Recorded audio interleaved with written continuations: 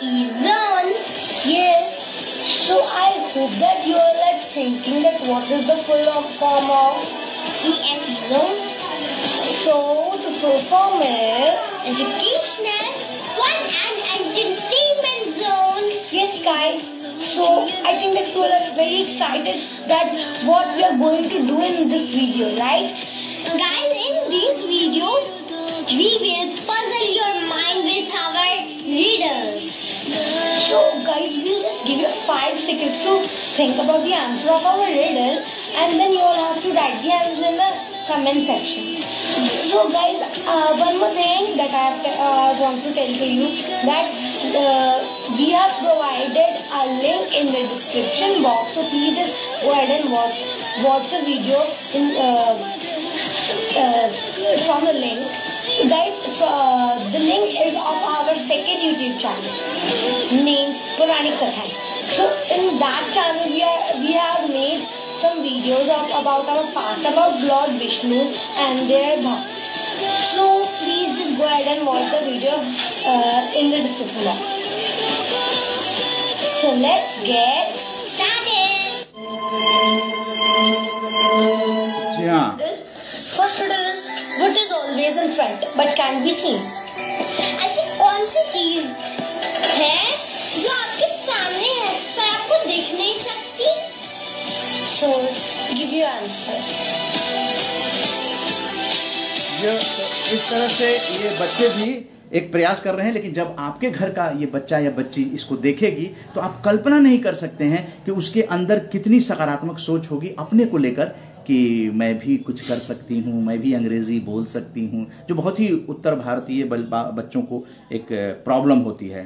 तो इस तरह की चीज़ें इसलिए हम साझा करते हैं ताकि आप लोग इन चीज़ों को साझा करें और लोगों तक इसको पहुँचाएं, क्योंकि आपके घर घर में आपके रिश्तेदारों के बच्चों को भी जोड़ने की ज़रूरत है, क्योंकि आपके बच्चे जुड़ेंगे तो बहुत सारी चीज़ें, एजुकेटिव चीज़ें होती हैं, सकारात्मक चीज़ें होती हैं। तो सकारात्मक भारत आंदोलन के ज़रिए ये चीज़ें आपको अवेलेबल हो रही हैं, क्योंकि इसको बहुत ही मेहनत से तैयार किया जाता है। इसको एक फेसबुक लाइव शो का रूप दे दिया गया है, एक कार्यक्रम बना दिया गया है जिसमें बहुत सारे लोग लग रहे हैं जिसको बेहतर बनाने के लिए, और भी ये बेहतर धीरे धीरे और बेहतर होता जाएगा। 100वां एपिसोड तक आप देखिएगा, इसमें और भी क्या चीज़ें डाली जाएंगी।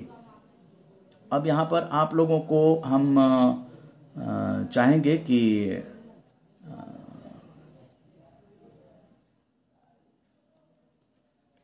कुछ है, एक पोस्ट है वो आप लोगों तक साझा कर रहे हैं। ये विश्व रेडियोग्राफी दिवस 8 नवंबर को विश्व रेडियोग्राफी दिवस मनाया जाता है। अब ये बच्चों को भी पता चल जाएगा और रेडियोग्राफी की उपयोगिता क्या है, कब दिवस शुरू हुआ था, तो इन सब चीज़ों की जानकारी जो है वो जनरल नॉलेज ही नहीं बल्कि एक आम जानकारी है रेडियोग्राफी के बारे में। तो 8 नवंबर को विश्व रेडियोग्राफी दिवस मनाया जाता है। सन 1895 में आज ही के दिन, मतलब 8 नवंबर को जर्मनी में वारबर्ग यूनिवर्सिटी के भौतिकी के प्राध्यापक जिवलहम कॉनरेड राटंजू ने एक्सरे विकिरण मतलब एक्सरे की खोज की थी। यही कारण है कि पूरी दुनिया के रेडियोग्राफर इस दिन को एक्सरे विकिरण की खोज के सालगिरह के तौर पर पूरे विश्व में मनाया जाता है।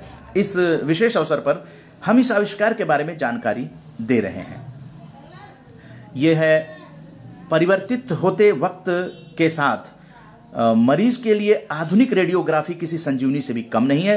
पहले जब एक्सरे का प्रचलन आरंभ हुआ था उस समय कई मुश्किलें थीं।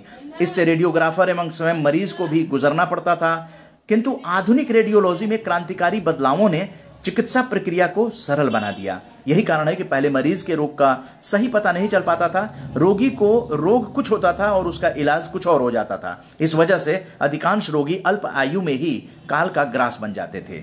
आपकी जानकारी के लिए बता दें कि वर्ल्ड रेडियोग्राफी डे पर doctor Rajendra Prasad medical college hospital में सबसे पुराने एवं सीनियर रेडियोग्राफर राजेंद्र वर्मा ने बताया है कि पुरानी रेडियोलॉजी पूरी प्रकार से ब्लाइंड थी, जिसके लिए डार्क रूम की आवश्यकता थी। एक्सरे को डार्क रूम में विकसित करना पड़ता था। यदि एक्सरे सही ना आए तो मरीज को फिर बुलाना पड़ता था और फिर से एक्सरे कराना पड़ता था। इसमें रोगी का वक्त भी ज़्यादा लगता था और रोगी को रोग का पता भी देरी से लगता था। अब कंप्यूटराइज सिस्टम है, इसे CRS कंप्यूटर रेडियोलॉजी सिस्टम कहते हैं। ये 10 एवं 15 वर्ष में विकसित हुई है। इससे कंप्यूटर में ही एक्सरे आता है और डार्क रूम की समस्या भी समाप्त हो गई। कंप्यूटर के पश्चात DRS डिजिटाइज्ड रेडियोग्राफी सिस्टम आया है और वर्ल्ड रेडियोग्राफी डे के दिन जो है वो सर WC रोंटजन जिन्होंने इसकी खोज की थी, तो उनको 8 नवंबर के दिन हम लोग श्रद्धांजलि दे सकते हैं कि आप जानते हैं कि एक्सरे से कितनी बीमारियों के बारे में पता चल जाता है। तो ये हैं हमारे समाज के हीरो, ये हैं हमारे समाज के स्टार, जिन पर समाज को चर्चा करनी चाहिए, क्योंकि इन्हीं लोगों ने ये सुविधाएं दी हैं जिससे रोग का पता जो है वो चल जाता है। और बहुत ही थोड़ा सा समय है और उस थोड़े से समय में अगर आप चाहें तो एक बहुत ही बेहतरीन कविता देशभक्ति की है, वो आप लोगों तक साझा कर देते हैं। ये बहुत ही रोचक भी है और बहुत ही सार्थक भी है।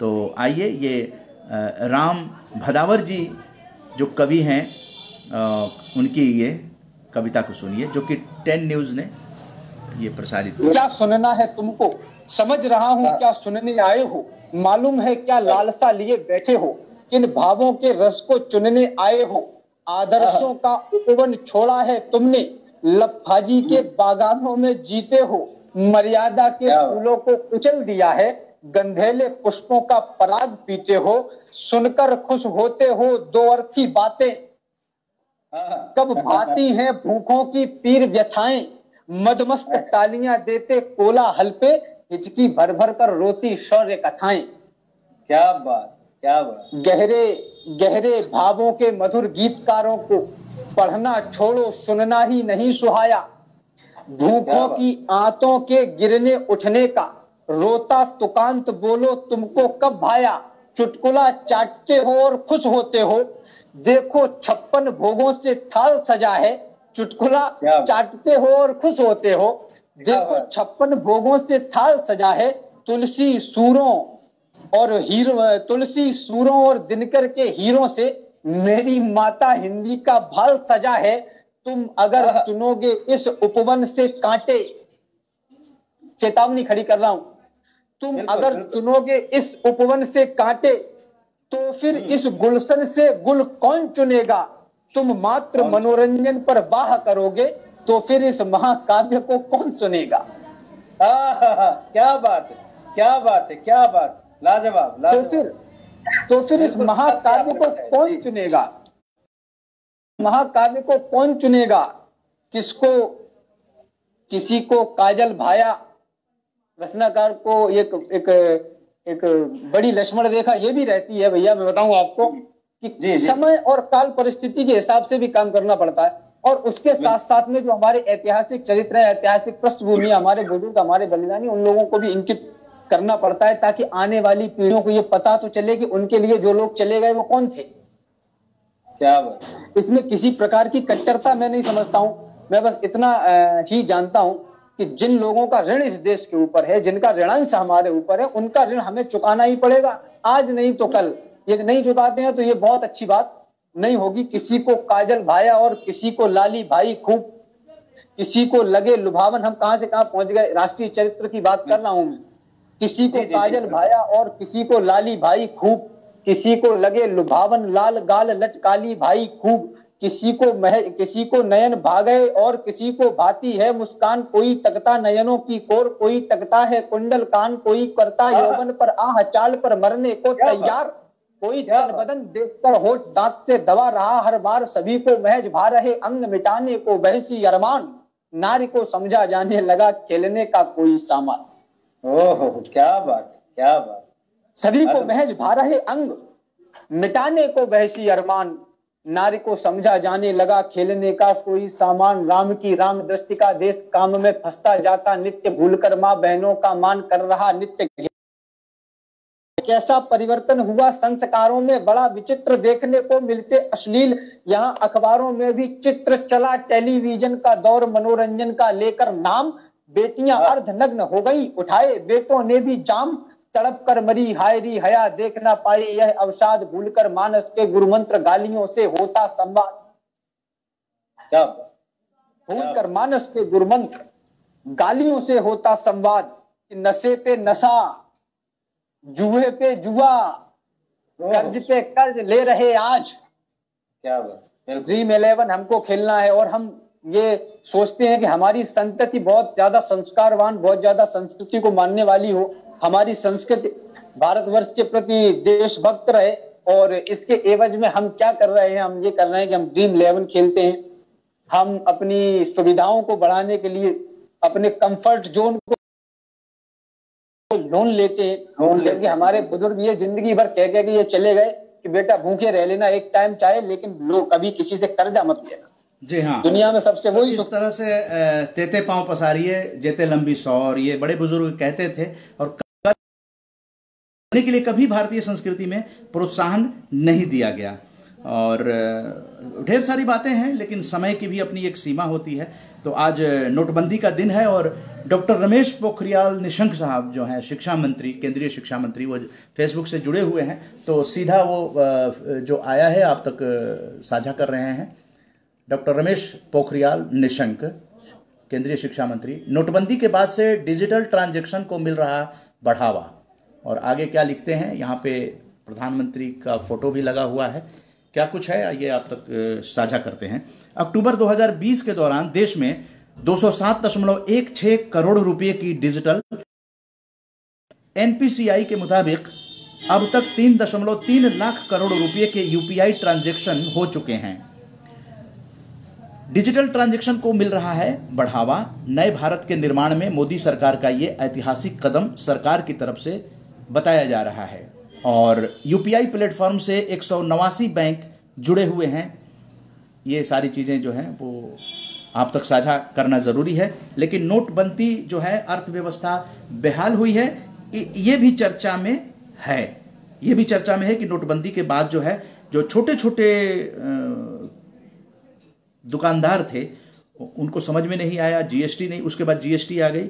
तो इन सब चीज़ों से उसका ये भी एक पक्ष है, वो बताना भी ज़रूरी है। और अब मैं आप लोगों से रूबरू हो लूँ, और उसके बाद आरजेएस के संगीत से इस कार्यक्रम का समापन कर दिया जाएगा। तो यहाँ पर जो लोग जुड़े हैं उन लोगों को एक बार नाम ले लेते हैं। पटना बिहार से लेखक और कवि डॉक्टर विनय कुमार विष्णुपुरी जी, जय हिंद। आरजेएस स्टार कुणाल सिंह जी जो पत्रकार हैं, ये बड़हरा भोजपुर ज़िला आरा बिहार से जुड़े हैं। डॉक्टर नरेंद्र टटेसर जी आरजेएस के राष्ट्रीय स्टार हैं, टटेसर गांव दिल्ली से जुड़े हैं। और कुणाल जी ने अपना नंबर यहाँ पे साझा किया है। आपको 18 नवंबर को पीडीएफ जो स्मारिका की होगी वो भेज दी जाएगी। हरीश कुमार शर्मा जी, जय हिंद। सुशील खन्ना जी, वंदे मातरम। रिंकल शर्मा बहन, जय हिंद। और मनीष कौशिक जी लिखते हैं, राम हुए हैं और कितने प्रमाण दें, बहुत अच्छे। और जी हाँ, मनीष कौशिक जी ने ये लिखा है क्योंकि राम के बारे में एक कविता सुनाई गई थी। रमीज परवाना, जय हिंद। और रविंद्र सिंह मिन्हास जी, जय हिंद। रमेश सिंह जी, जय हिंद। आकांक्षा जी, जय हिंद, दिल्ली से। और अमरेंद्र कुमार मिश्रा जी आरजेएस के स्टार हैं, आप गढ़हनी भोजपुर बिहार से जुड़े हुए हैं, जय हिंद जय भारत। पत्रकार हैं आप अमरेंद्र कुमार मिश्रा जी, और बधाई भी दे रहे हैं। अभिजीता को बधाई दे रहे हैं, जो बच्ची सबसे कम उम्र में और कई रिकॉर्ड भी उसने बनाया है, उसको बधाई अमरेंद्र कुमार मिश्रा जी दे रहे हैं। रविंद्र प्रसाद जी, जय हिंद। बिंदा मन्ना जी जो हमारी धर्मपत्नी हैं, जय हिंद लिखती हैं। और डॉक्टर विनय कुमार विष्णुपुरी जी लिखते हैं, मैं भी इस पुस्तक को लिखने में लगे हैं निबंध की, इसलिए आपको कुछ भी नहीं लिख भेज रहा हूँ। जी हाँ, कुछ पुस्तक में लिखने में लेखक कवि हैं डॉक्टर विनय कुमार विष्णुपुरी जी, पटना से जुड़े हैं। रविंद्र प्रसाद जी, जय हिंद जय भारत। उपेंद्र शेरावत जी जय हिंद, पंकज आहूजा जी जय हिंद, मुकेश भटनागर जी आरजेएस राष्ट्रीय सम्मान के भेंट करता हैं, और आरजेएस राष्ट्रीय सम्मान के भेंट करता एसएस डोगरा जी भी जुड़े हुए हैं, वरिष्ठ पत्रकार हैं। तो आप लोगों को धन्यवाद देते हुए और ये बताते हुए कि 100वां एपिसोड जो है वो 21 नवंबर है, उसकी पूर्व संध्या पर 20 नवंबर को विशेष फेसबुक लाइव किया जाएगा अलग ही अंदाज में, और उसमें ज़रूर आप लोग शामिल होइएगा। और आप चाहें तो फेसबुक स्मारिका आपको 18 नवंबर को भेज दी जाएगी। उसके लिए आपको अपना नंबर जो है वो शेयर करना होगा, भेजना होगा, और 18 नवंबर को भेज दी जाएगी। आप उस पर कमेंट कर सकते हैं, क्योंकि आपके द्वारा ही और आरजेएस फैमिली द्वारा इस स्मारिका का यहाँ पे लोकार्पण होगा, उसकी समीक्षा आप यहाँ कर सकते हैं। अभी अभी ओम प्रकाश झुनझुनवाला जी जुड़े हैं, जो आरजेएस राष्ट्रीय सम्मान के भेंटकर्ता हैं और आध्यात्मिक पुरुष हैं, और काफ़ी उनकी वीडियोस भी आती हैं, फेसबुक लाइव में शेयर किया जाता है। तो धन्यवाद, जय हिंद। आप सभी को कल सायं 8 बजे फिर मिलेंगे, और इसे आप अगर शेयर करते हैं तो ये आपके अपनों के लिए, आपके लिए तो, आपके परिवार के लिए तो है ही, आपके रिश्तेदारों के लिए भी ये जानकारियां जो दी गई हैं उससे आपके परिवार में भी पॉजिटिविटी आएगी, जिसका सीधा फायदा जो है आपको ही मिलने जा रहा है। तो ये आपके ऊपर निर्भर करता है। हमने अपना आज का जो 87वां एपिसोड फेसबुक लाइव का कर दिया, और अब इसी गीत के साथ आपको छोड़े जा रहे हैं। आरजेएस का ये राष्ट्रीय सॉन्ग है जो कि मुंबई से तैयार करके यहाँ भेजा गया था, वो आप तक साझा कर रहे हैं।